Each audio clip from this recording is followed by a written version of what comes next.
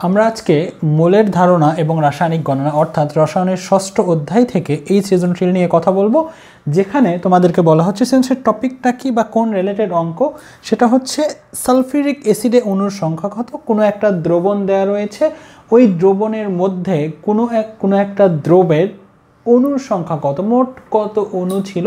আমরা এর আগে অনেকগুলো অঙ্কে বের করেছি কত গ্রাম ছিল বা কত মোল ছিল, বাট এইবার তারা প্রশ্ন করেছে এইভাবে যে ওই সালফিউরিক অ্যাসিডে অণুর সংখ্যা কত। এখানে একটা দ্রবণ রয়েছে এবং সেখানে কি রয়েছে, সালফিউরিক অ্যাসিড রয়েছে, তার ঘনমাত্রা কত 0.3 মোলার এবং কত মিলিলিটার আয়তনের 250 মিলিলিটার আয়তনের একটা দ্রবণ রয়েছে।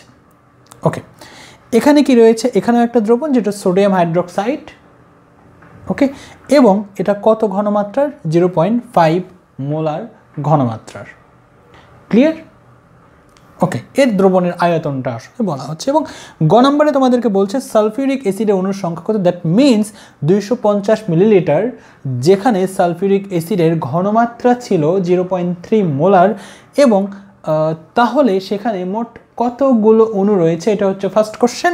এবং সেকেন্ড কোশ্চেন তোমাদেরকে বলা হচ্ছে যে এই যে অর্থাৎ 0.5 মোলার সোডিয়াম হাইড্রোক্সাইড ছিল, এইটা দিয়ে এটাকে প্রশমিত করতে এর মোট কত আয়তনের দরকার হবে। আমরা এখানে খুব ক্লিয়ারলি দেখতে পাচ্ছি যে এটা হচ্ছে সোডিয়াম হাইড্রোক্সাইড, দ্যাট মিন্স ক্ষার, এবং এটা হচ্ছে sulphuric acid, that means acid, এবং এই অ্যাসিড এবং ক্ষার কি হবে, প্রশমিত হয়ে যাবে। প্রশমিত হওয়ার মিনিংটা কি? প্রশমিত হওয়ার মিনিং হচ্ছে যে অ্যাসিড এবং ক্ষার তার স্ব-স্ব-ধর্ম হারিয়ে একটি নিরপেক্ষ পদার্থে পরিণত হবে। এটাই হচ্ছে প্রশমিত হওয়া। প্রশমিত হওয়ার মানেই হচ্ছে তার যে বৈশিষ্ট্যটা রয়েছিল, তার যে বৈশিষ্ট্যটা ছিল সেটা নষ্ট হয়ে যাবে। ওকে, এখানে অ্যাসিডেরও বৈশিষ্ট্য নষ্ট হয়ে যাবে, ক্ষারেরও বৈশিষ্ট্য নষ্ট হয়ে যাবে। দ্যাট মিন্স অ্যাসিড এবং ক্ষার কী করবে, মূলত বিক্রিয়া করবে এবং লবণ এবং পানি উৎপন্ন করবে। তো আমরা প্রথমেই বের করতে চাচ্ছি সালফিউরিক অ্যাসিডে অণুর সংখ্যা কত। প্রশ্ন হচ্ছে এটা আসলে কিভাবে বের করা যায়, এবং তোমরা একটা সূত্র হয়তো দেখে থাকবে। সূত্রটা কিভাবে লেখে তারা, যে S = N/V, এবং এটাকে মূলত বলা হয় ঘনমাত্রা। দ্যাট মিন্স এটাই মোলার, কত মোলার, N হচ্ছে মোল সংখ্যা এবং V হচ্ছে আয়তন। এখন এই সূত্রটা ফিল আসবে কিভাবে, এটা কি শুধু সূত্রই নাকি এর কোনো মিনিং রয়েছে? ডেফিনেটলি মিনিং রয়েছে। তোমরা এর আগে একটা সংজ্ঞা পড়েছিলে মোলার দ্রবণের, এবং সেখানে কি বলা হতো, 1 লিটার দ্রবণের মধ্যে যদি 1 মোল পরিমাণ পদার্থ থাকে তখন সেটাকে বলা হয় মোলার দ্রবণ। কি বলা হচ্ছে, 1 লিটার দ্রবণের মধ্যে যদি 1 মোল পরিমাণ পদার্থ থাকে তখন সেটাকে বলা হয় মোলার দ্রবণ। 1 লিটার দ্রবণের মধ্যে যদি অর্ধেক মোল পদার্থ থাকে সেটাকে বলা হয় সেমিমোলার দ্রবণ, অর্থাৎ ওই দ্রবণের ঘনমাত্রাকে আমরা কি বলতাম, সেমিমোলার। 1 লিটার দ্রবণের মধ্যে যদি 1 মোল পরিমাণ থাকতো তখন সেটাকে আমরা বলতাম যে তার ঘনমাত্রা হচ্ছে 1 মোলার। 1 লিটার দ্রবণের মধ্যে যদি 0.1 মোলার থাকতো বা 1 মোলের ভর যা তার 10 ভাগের 1 ভাগ থাকতো তখন সেটাকে আমরা বলতাম সেই দ্রবণের ঘনমাত্রা ডেসিমোলার। আমার কথাটা খুব ভালো করে খেয়াল করো, আমি কিন্তু বারবার এই রকমই বলতে চাচ্ছি। 1 লিটার দ্রবণের মধ্যে, তার মানে নিচে রয়েছে আয়তন, যদি 1 মোল পরিমাণ পদার্থ থাকে দ্যাট মিন্স সেটা হচ্ছে উপরে কত মোল N, এবং সেই দ্রবণের ঘনমাত্রাকে মূলত বলা হয় 1 মোলার। 1 লিটার দ্রবণের মধ্যে, এবং এটা কোন এককে বলা হচ্ছে বলো তো, লিটার এককে বলা হচ্ছে। 1 লিটার দ্রবণের মধ্যে যদি অর্ধেক মোল দ্যাট মিন্স 0.5 মোল থাকে তখন সেটাকে আমরা কি বলতাম, সেই দ্রবণের ঘনমাত্রাকে বলতাম সেমিমোলার। সেই দ্রবণের ঘনমাত্রা হয়ে যেত সেমিমোলার। আবার 1 লিটার দ্রবণের মধ্যে যদি 1 মোলের ভর যা তার 10 ভাগের 1 ভাগ থাকতো, এগুলো আমি এর আগে বিস্তারিত পড়িয়েছি। যদি 1 লিটার দ্রবণের মধ্যে যদি 1 মোলের ভর যা তার 10 ভাগের 1 ভাগ থাকতো তখন সেই দ্রবণের ঘনমাত্রাকে আমরা কি নামে ডাকতাম, ডেসিমোলার বা 0.1 মোলার, এইভাবে লিখতাম। তার মানে হচ্ছে মোলার দ্রবণের সংজ্ঞা থেকেই মূলত এই ম্যাথমেটিক্যাল এক্সপ্রেশনটা এসেছে। আমরা যেটা S = N/V বলছি, যার অর্থ কি, যার অর্থ হচ্ছে 1 লিটার দ্রবণের মধ্যে বা একক আয়তনে বা আয়তনের মধ্যে যত মোল থাকে সেটাই তার ঘনমাত্রা। তো 1 লিটার দ্রবণের মধ্যে যদি 1 মোল থাকে সেই ঘনমাত্রা 1 মোলার, 1 লিটার দ্রবণের মধ্যে যদি 2 মোল থাকে সেই দ্রবণের ঘনমাত্রা 2 মোলার। তার মানে এইটা সূত্র নয় বরং মোলার দ্রবণের ডেফিনেশন থেকে এটা আসলে লেখা হয়েছে। আমার কথা কি বুঝতে পেরেছো? এবার একটা জিনিস দেখো, এখানে সালফিউরিক অ্যাসিডের কত মোল বলো তো? সালফিউরিক অ্যাসিডের 1 মোল। সালফিউরিক অ্যাসিডের 1 মোলের ভর কত? H2SO4, এটার ভর হচ্ছে 1 × 2 প্লাস সালফিউরিক অ্যাসিড, সালফার হচ্ছে তোমার 32 এবং এখানে হচ্ছে 4 × 64, 3 × 48, 4 × 64, কত হবে? 98 গ্রাম হবে, 6, 8, ওকে 98 গ্রাম। তাহলে 98 গ্রাম সালফিউরিক অ্যাসিডের ভর, 1 মোলের ভরটা কত? 1 মোল। 1 মোলের ভর 98 গ্রাম। তো 1 মোলের ভর যদি 98 গ্রাম হয় তাহলে আমরা বলতে পারি 98 গ্রাম সমান 1 মোল। আবার 1 মোল সমান কতটি অণু? 6.02 × 10⁻23টি অণু। তাহলে আমরা বলতেই পারছি যে 98 গ্রাম সালফিউরিক অ্যাসিড সমান হচ্ছে 6.02 × 10⁻23টি অণু। এখন কথা হচ্ছে যে এর মধ্যে কত গ্রাম সালফিউরিক অ্যাসিড রয়েছে সেটা আমাকে বের করতে হবে। যদি আমি সেটা বের করতে পারি তাহলে আমি একের জন্য কত এবং ওখানে কত গ্রাম রয়েছে তার জন্য কত সেটা আমি বের করতে পারবো। তাহলে এখন আমার কথা হচ্ছে, আমরা সূত্র কিন্তু একটা জানি অলরেডি, সেটা হচ্ছে S = N/V। তাহলে N ইকুয়াল কত হবে? N ইকুয়াল হবে S × V। S কত? ঘনমাত্রা কত দেওয়া আছে? 0.3। আয়তন কত? আয়তন দেওয়া আছে 250 এবং এটা হিসাবে আসবে হচ্ছে 0.075, আমি হিসাব করেই রেখেছিলাম সুবিধার্থে, 0.075 মোল। ওকে, তাহলে এত মোল। তো এত মোলের ভর কত এখন কিন্তু সেটা আমরা বের করতে পারবো। এর মধ্যে কত মোল সালফিউরিক অ্যাসিড রয়েছে? এর মধ্যে 0.075 মোল সালফিউরিক অ্যাসিড রয়েছে। এখানে কি মোলে লেখা আছে নাকি গ্রামে লেখা আছে? গ্রামে লেখা আছে। তাহলে এত মোল সালফিউরিক অ্যাসিড সমান কত গ্রাম সেটা আমাকে কী করতে হবে? বের করতে হবে। তাহলে আমি এখন কি করব? ওইভাবে বের করে নেব যে 98 গ্রাম সালফিউরিক অ্যাসিড 1 মোল সালফিউরিক অ্যাসিড সমান, দুইভাবে করা যায়, আমি সবভাবেই করে দেব। 1 মোল সালফিউরিক অ্যাসিড সমান 98 গ্রাম। তাহলে অত মোল সালফিউরিক অ্যাসিড সমান কত হবে? 0.075 মোল সালফিউরিক অ্যাসিড সমান 98 × 0.075। ওকে,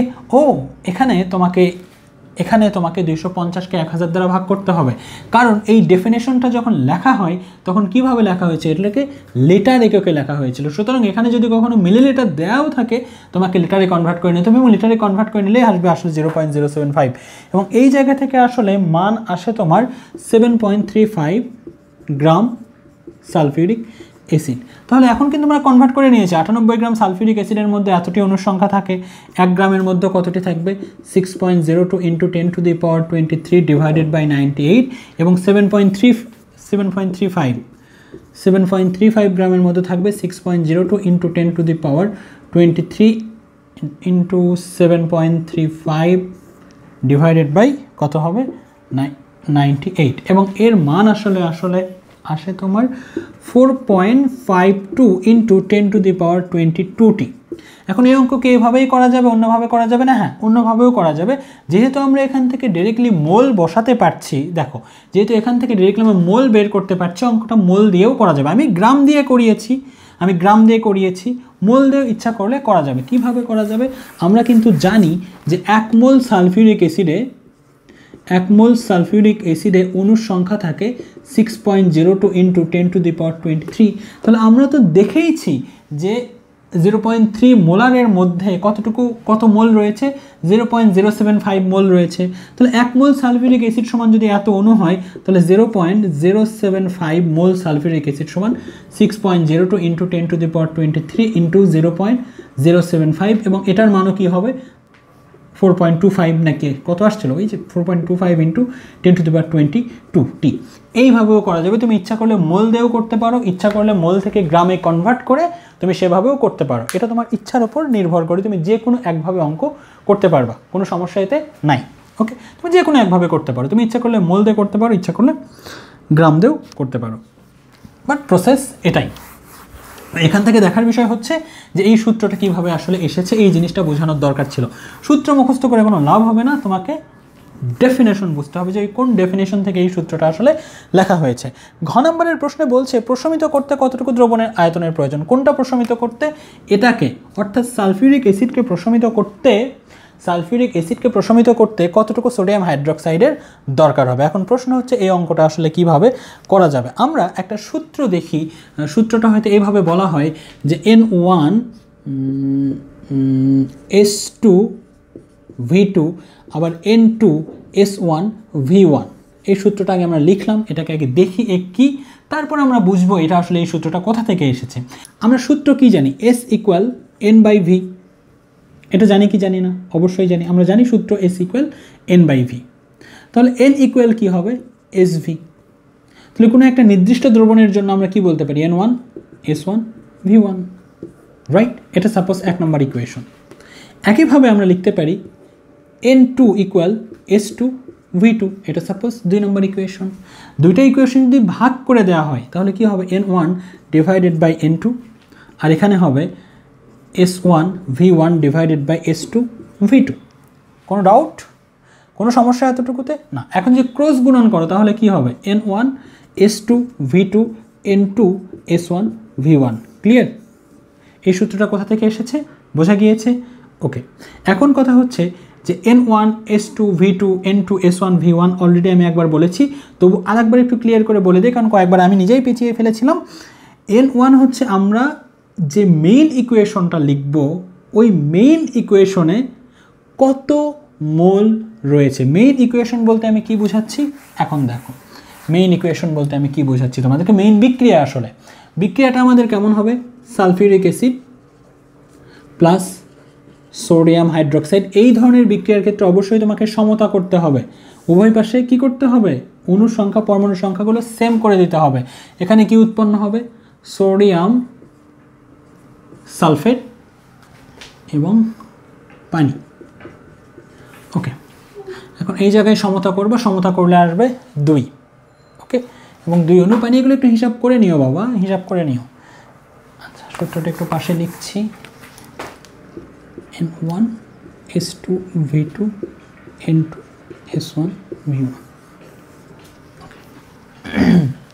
এখন আসো, তো আমরা মেইন ইকুয়েশনটা লিখে ফেললাম। মেইন ইকুয়েশনে সালফিউরিক অ্যাসিড, সোডিয়াম হাইড্রোক্সাইড। ওকে, কি উৎপন্ন হবে, এই সোডিয়াম এই সালফেটের সাথে বিক্রিয়া করে হবে সোডিয়াম সালফেট, এবং এখান থেকে উৎপন্ন হবে পানি। কি উৎপন্ন হবে, এখান থেকে পানি উৎপন্ন হবে। এখন আসো যে এই N1টাকে, N1 হচ্ছে এই, যদি আমরা N অর্থাৎ প্রথম পদার্থ যদি সালফিউরিক অ্যাসিডকে ধরি, যদি প্রথম পদার্থ সালফিউরিক অ্যাসিডকে ধরি, তাহলে N1 হবে সালফিউরিক অ্যাসিডের কত মোল আছে এখানে সেটা। এখানে সালফিউরিক অ্যাসিডের কত মোল, 1 মোল। ওকে, আর N2 যদি দ্বিতীয় পদার্থের জন্য ধরি তাহলে N2 কী হবে, সোডিয়াম হাইড্রোক্সাইড, এবং সোডিয়াম হাইড্রোক্সাইডের এখানে কত মোল রয়েছে, 2 মোল। সুতরাং N2 এর মান কত হবে, 2 মোল হবে। তো মানগুলো লিখে ফেলতে পারি। N1 সালফিউরিক অ্যাসিডের জন্য, ওকে লিখে নিলাম, সালফিউরিক অ্যাসিডের জন্য N1 কত হবে, N1 হবে 1 মোল, সুতরাং N1 1 মোল। ওকে, S1 সালফিউরিক অ্যাসিডের ঘনমাত্রা কত দেওয়া রয়েছে, S1 হচ্ছে 0.3 মোলার। ওকে, V1 সালফিউরিক অ্যাসিডের আয়তন কত, 250 মিলি। এরপর যদি আমরা সোডিয়াম হাইড্রোক্সাইডের ক্ষেত্রে ধরি তাহলে N1 কত হবে, এখানে কত মোল রয়েছে, 2 মোল, সুতরাং এখানে 2 মোল। তাহলে N1 N2 কে নিশ্চয়ই বুঝতে পেরেছ। ওকে, S1 কত হবে, সালফিউরিক অ্যাসিডের ঘনমাত্রা কত, 0.5 মোলার। এটা N2 বাবা, S2 V2 ইকুয়াল হোয়াট, অর্থাৎ এই V2 এর মানটাই কি করতে বলছে, আমাদেরকে বের করতে বলছে। এখন সবগুলো মান আমরা জানি, N1 S2 V2 N2 S1 V1। এখন তুমি V2 এর মানটা বের করবা, V2 ইকুয়াল কী হবে, তাহলে V2 equal N2 S1 V1 divided by N1 S2। সবগুলোর মান তুমি জানো, সবগুলোর মান বের করে দিবা, অঙ্ক হয়ে যাবে। তো এই সূত্রটা কোথা থেকে এসেছে, সূত্রটা আসলে এসেছে S ইকুয়াল N/V থেকে। ওকে।